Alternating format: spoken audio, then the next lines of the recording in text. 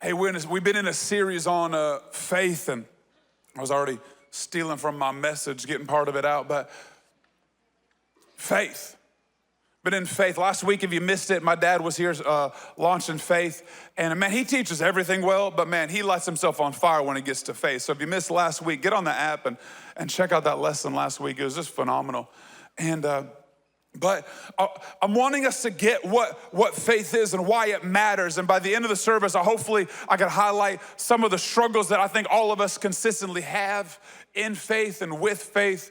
But we got to understand what it is, and it's so big and it's so vast and it's so fourth dimension that it's sometimes hard to process in our world. But it really comes down to, what do you believe?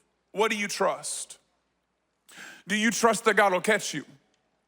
Because the devil is going to consistently attack you and say, your faith isn't big enough. See, it didn't work. Your prayers aren't strong enough. Your prayers aren't heard, and God's not there, and God's not for you. But no, faith is simply saying, my God is big enough to catch me.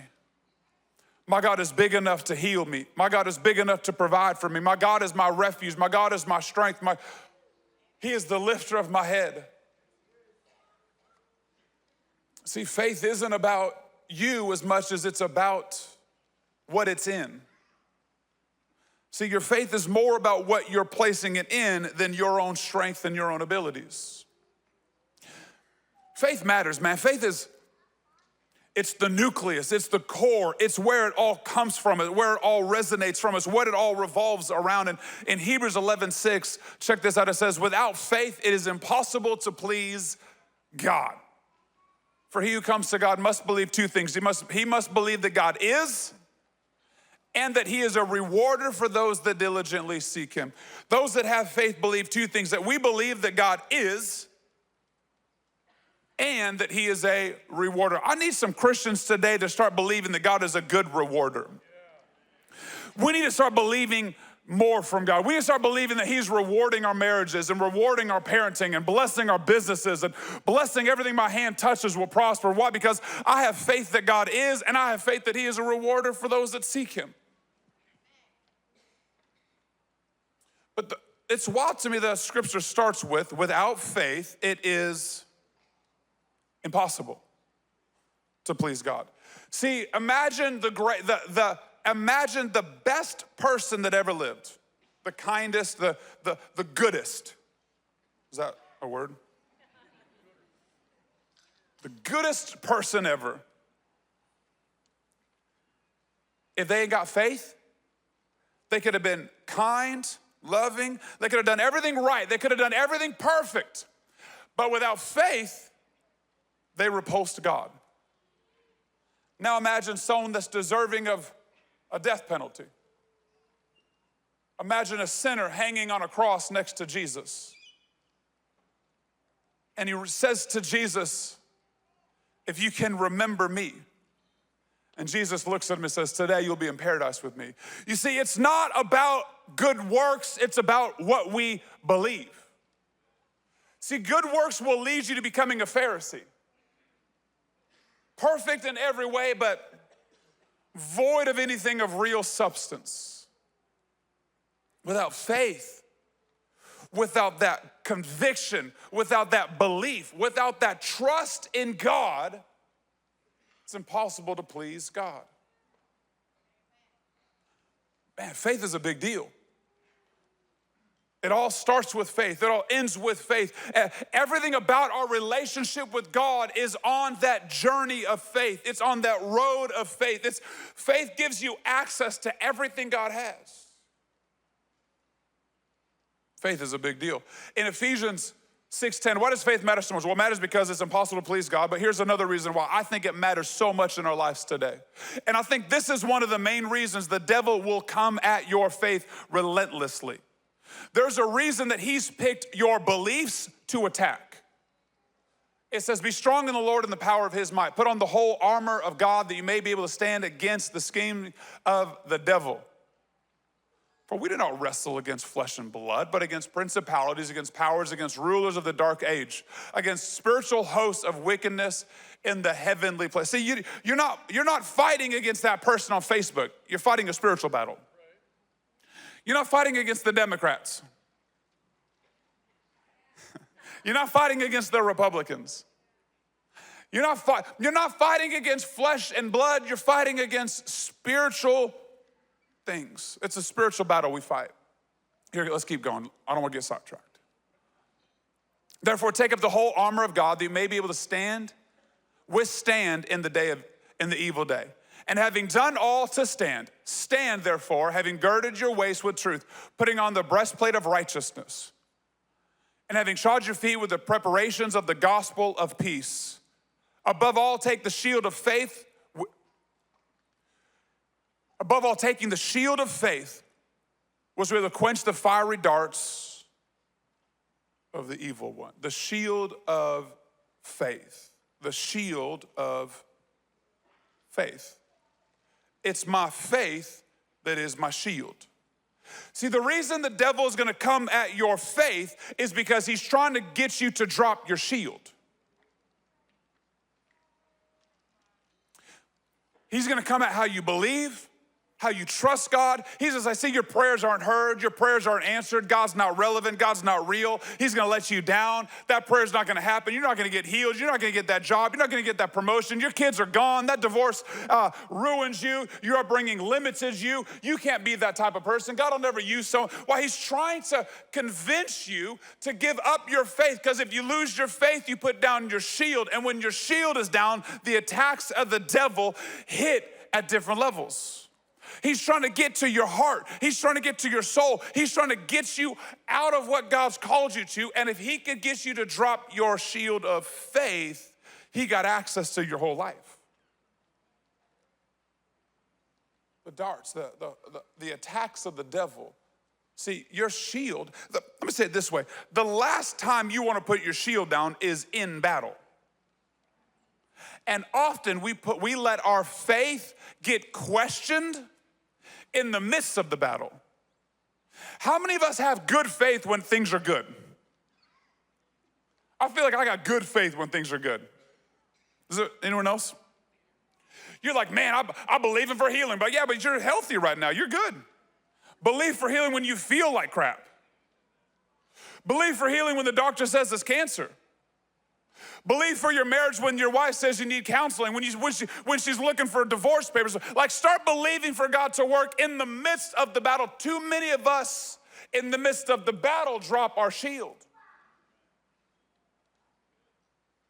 See, faith is a big deal because it's the shield that was created to protect you.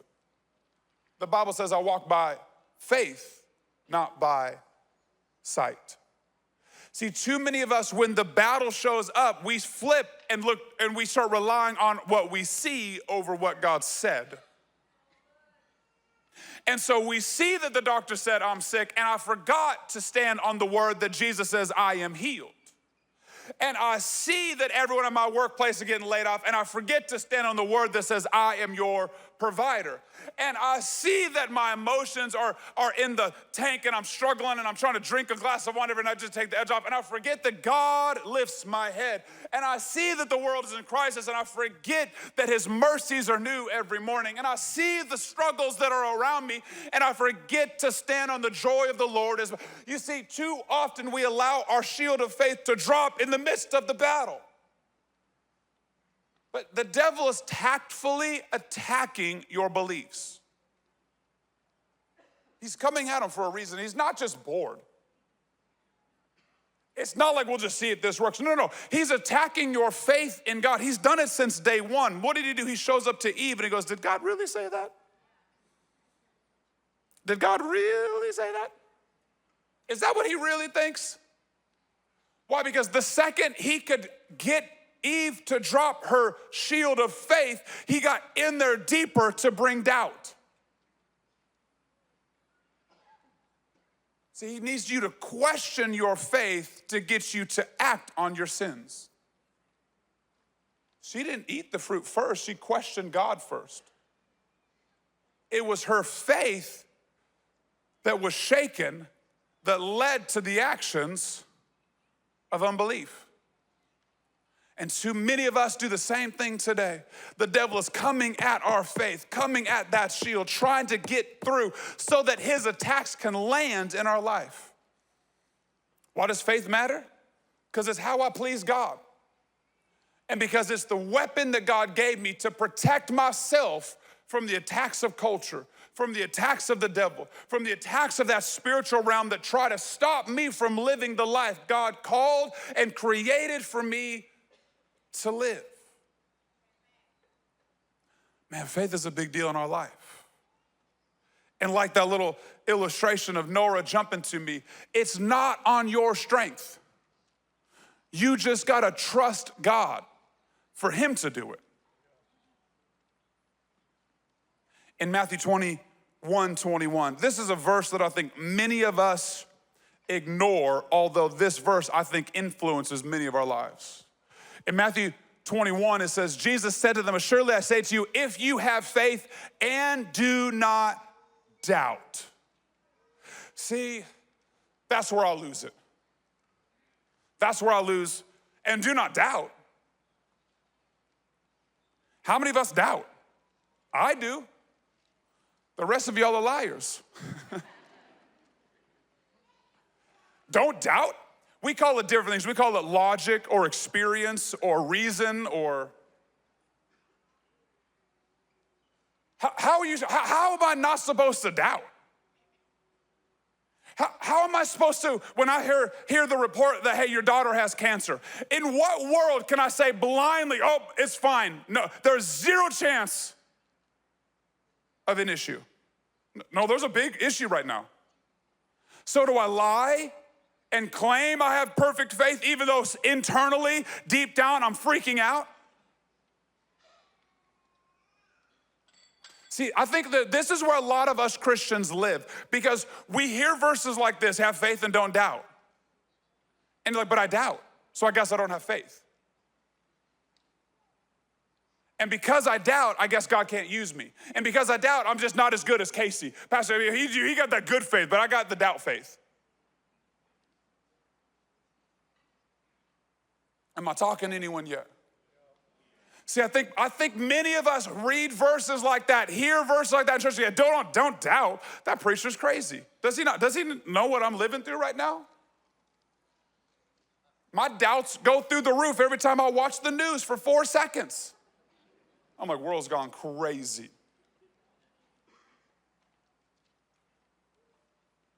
See, many of us have doubts.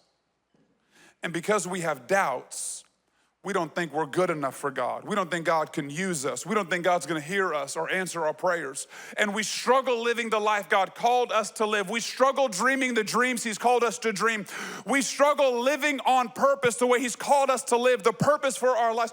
We struggle with it because like, I got doubts. I'm not sure if it's gonna work. And so we disqualify our faith, or we give up our faith, or we just question, God, if I jump, will you catch me? Because maybe the way you were raised, you were abused, and so the last father that you trusted hurt you, so why would I trust another father?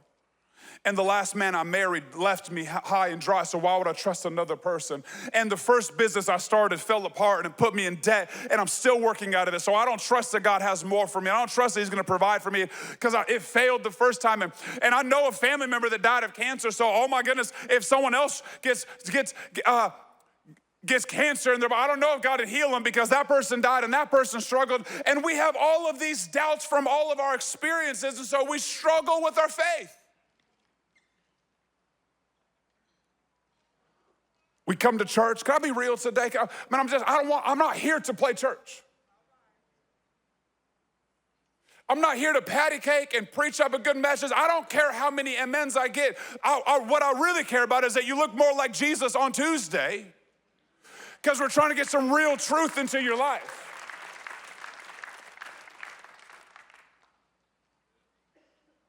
Man, I could preach and shout and keep the band out here, and I could get you shouting and then release everyone and not leave changed. But can I be honest? I think too many of us are putting on a good face at church. How you doing? I'm blessed and highly favored. Marriage is good, life's good, kids are good. And then you get in a fight before you get out of the parking lot. 2 of y'all flipped me off last week. Didn't know it was me. I'm just kidding. Could you imagine? Just roll my window down.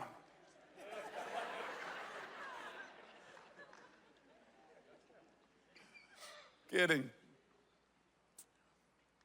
But you come and you're like, oh, I'm good and life is good and I love Jesus. And then you drive home and you be looking at porn before tomorrow night.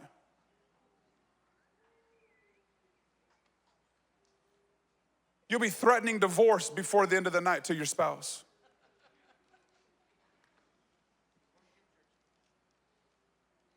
You'll be a bottle deep in wine because there's all that works to take off the edge. And you're like, it's only one glass of as long as it's from the bottle.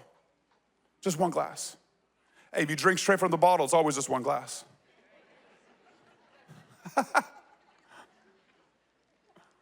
Like, hey, don't judge me, preacher, it's just one glass.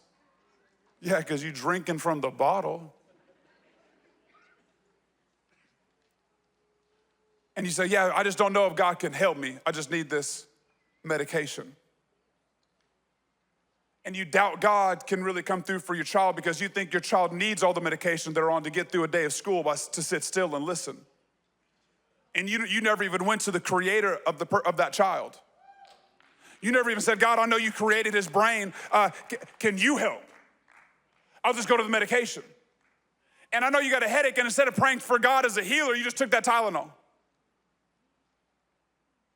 And instead of trusting God can meet and fulfill all of your desires and your needs in your marriage, you just outsource them to pornography and masturbation. Because it says, you got needs, bro. Or there's someone in here that you really think that the biggest breakthrough that can happen in your life is if you win the lottery. Let me prove it to you. How many of y'all have talked about what you would do if you won the lottery? Don't raise your hands, don't sell yourself out. Okay, now how many of y'all have talked about what you will do if God answered all your prayers? See, you think that your life would be better if you won the lottery over if God showed up. You have put more trust in winning a lottery ticket than in God providing and blessing your life. Why? Because we have doubts. We don't know if we trust God. We just don't know if God is really a provider. And because I don't know if he really is a provider, I'm gonna put more of my trust, I'm gonna have plan B and plan C just in case. And you don't know if he's a healer, so you kind of medicate and they say right now the average American is on 4 prescriptions. Do you think God made your body to require 4 medical prescriptions to survive? Is that how you think he made you?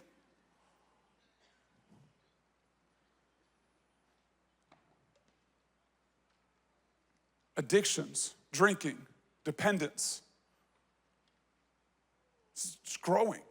Anxiety is growing. Depression is growing. Suicide is growing.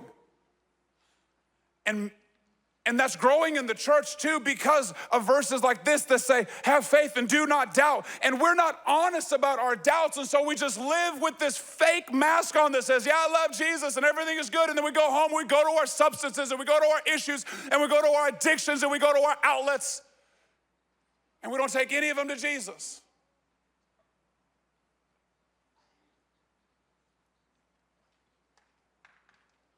I'm not being too serious yet. I'm like, man, you need to ease up. Get back to that preach. But I want us to get to the place where God is actually real in our life. And his word is real in our life. And we have more reliance on him than we do the medication, the relationship, the addiction. But the problem is, it's in our misunderstanding of it that we disqualify ourselves from it. Because, the Bible says that those who have faith and don't doubt, but I got doubt, so I guess I don't have faith. And because I don't have faith, I don't know if God's ever gonna show up in my life, in my marriage, or show up in my finances, or show up in my health, and show up in my mind. And so because I'm depressed, and I've just always been this way, and I've just been melancholic since I was a child, and I've always struggled, and I just can't trust that God, that the joy of the Lord is my strength, and I just don't know if I have faith for his mercies to be new every morning. I don't know if I have faith that he will complete the work that he started, and I don't know if I have faith that he will never leave me nor forsake me. And I don't know if I have faith that he is my healer, my provider. I just don't know because I doubt. And because I doubt, those doubts always keep creeping up. And so I'll put on a good face and I'll try, and I'd love it if he did show up, but I doubt he will.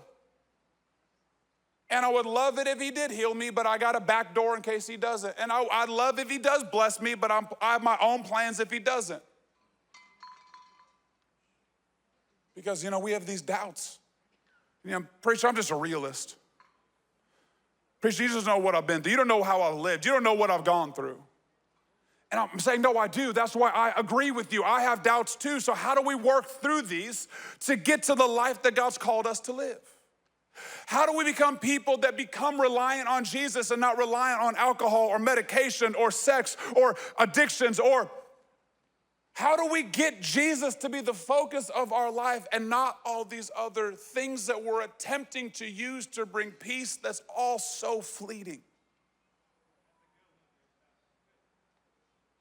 Here, band, come on back to the stage. I hope you got enough rest because I need you back. Got to work these guys today, just.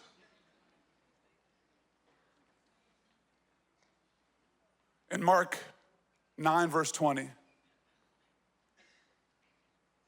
Mark 9:20, they're gonna throw it on the screen for us.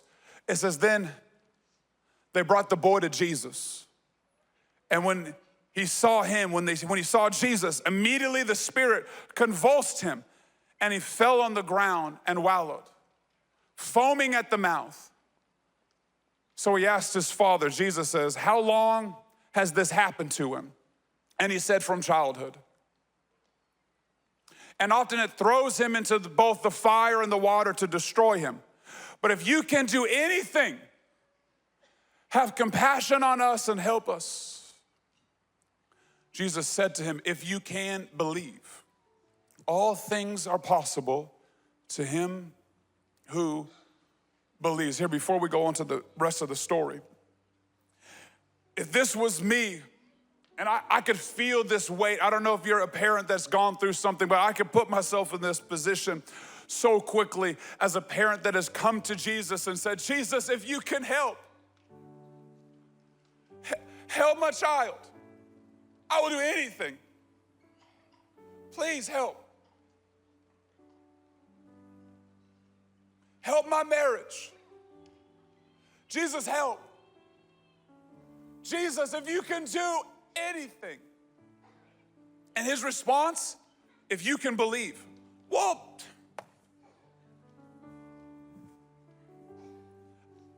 I'm trying.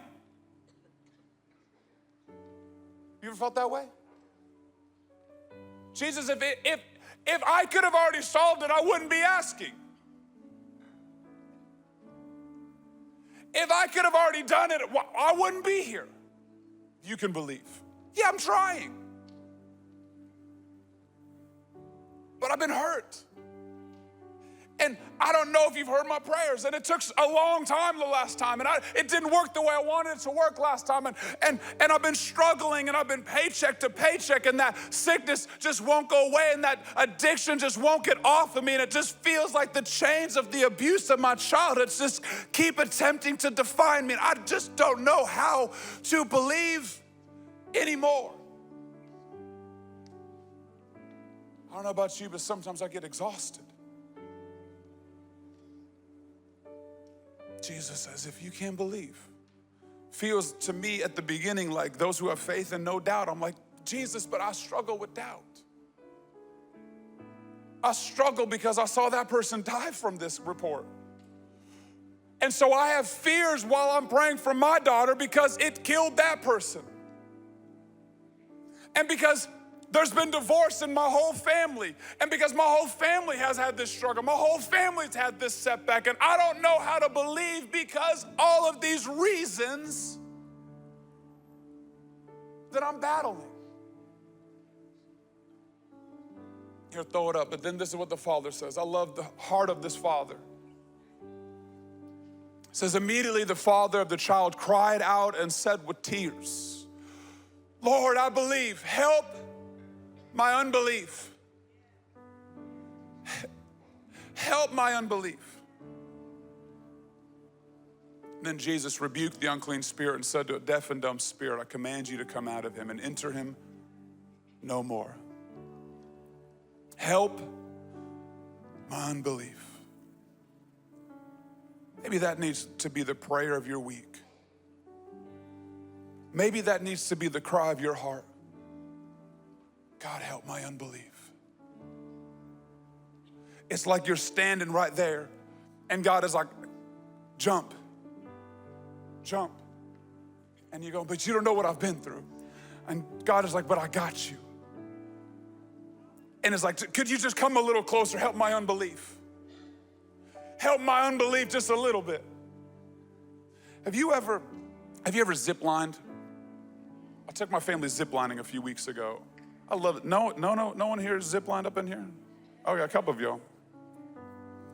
You didn't know what to do because it was so serious for a moment. I'll get it back there. We did zip-line. There was 5 zip-lines that we did. So we got harnessed up, and then there was 5 that our whole crew went through.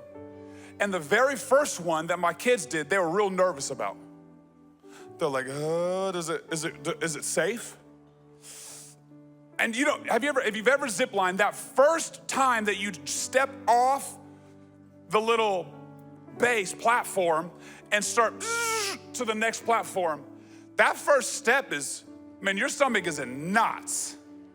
Your hands are sweaty, knees are weak. You're like, oh, you're holding on to that rope as if that's gonna help anything. Like it helps nothing, but you've just got it. You got a death grip. Like you would land on the ground holding that rope, like it was gonna save your life. Just, and then it just, and you're like, oh, it worked. It supported me. That was kind of fun. And then we went to the next one. It was like, and a little more fun. By that 5th one, my kids were jumping off backwards like,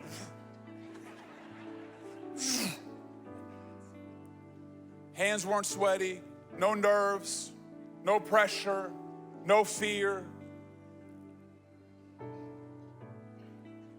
See, with God, I think there's a difference between not trusting and growing in trust. And many of us have accepted to not trust and have never thought that maybe we could say, help my unbelief. God, help me trust you more. And so you're standing there about to jump to your father. You're standing there on the platform of the zip line. You're like, I don't know about this. And you finally just, okay, God, I'm gonna trust you. Oh, and he catches you. And then you get to the next platform and maybe there's another sickness or there's another struggle. Oh man, here it goes again. I gotta trust God again. Oh, it worked again. And you get to that 3rd platform, you're like, okay, I think God's got me. And you do this 5 or 6 or 10 or 20. You do this 10 years, 20 years. By the end of your life, you're gonna be like Abraham. I'm doing backflips off of the platform, just looking for moments to trust God because he's been proving and proving and proving and proving and proving himself. And I got so much faith and trust because he has been faithful every single time. But too many of us have allowed our pasts and our wounds and our logic and our struggles to convince us not to jump.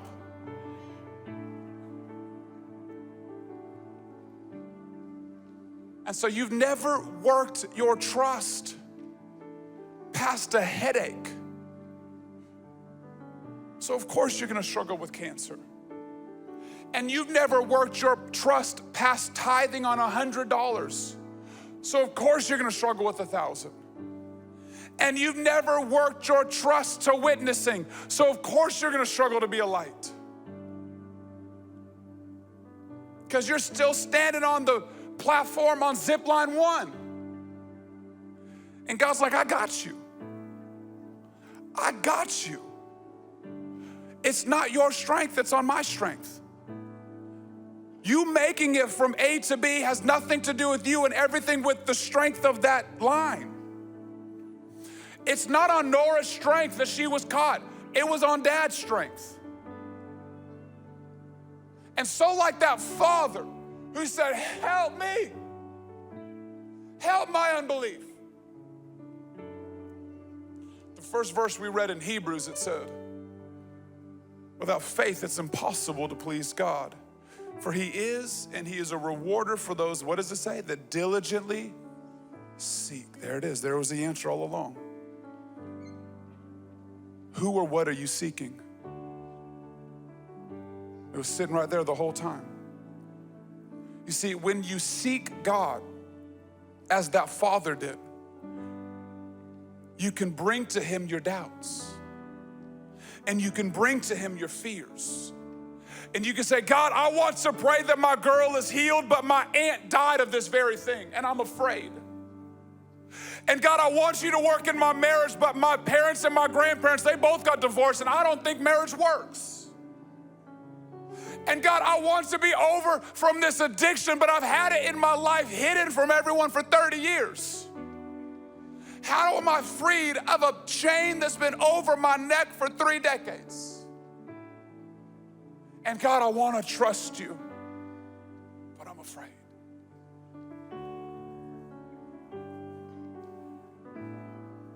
You see, there's a difference between just being blind and claiming I believe God on Sundays and actually living it on Mondays.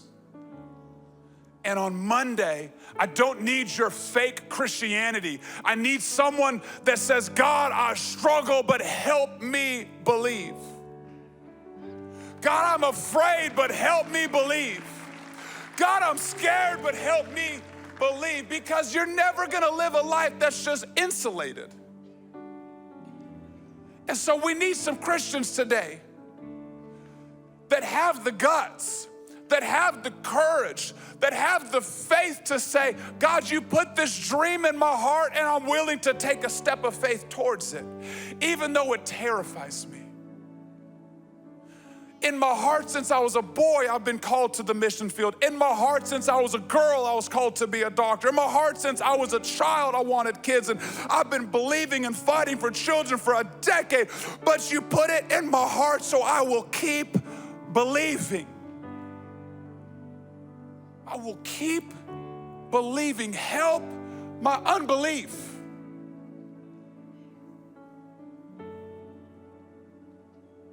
This isn't Christianity. Sitting in a room. We come together and worship God, and then we do our best to sharpen you and encourage you and bring truth, because truth brings freedom. But out there is where we need Christianity. I need you to go out there and not ignore your doubts, but bring them to God. Say, God, can you really restore my marriage? Can you really provide all my needs according to your riches and glory? Can you really be with me when I'm afraid? Can you really send me on that mission field? Can you really build the businesses in my heart? Can you really do what you say you were gonna do? Can you really pull those dreams that are in my heart out to reality? Can you help my unbelief? I don't need you to say amen in here. I need you to live it out there. And say, God, I'm afraid. Help my unbelief. God isn't afraid of your questions. He just wants you to diligently seek after him. Will you bring him your fears? Will you bring him your struggles? Will you bring him your doubts? Will you bring him your logic or your past experiences? Will you trust God enough to bring him your doubts? Will you allow God to show up and be faithful? Will you take a jump and say, God, it's not on my strength, it's on yours. Can you catch me? Can you catch these dreams? Can you catch this vision? Can you catch me and carry me to the purpose that you put inside of me? Come on, with every head bowed and every eye closed, before we leave,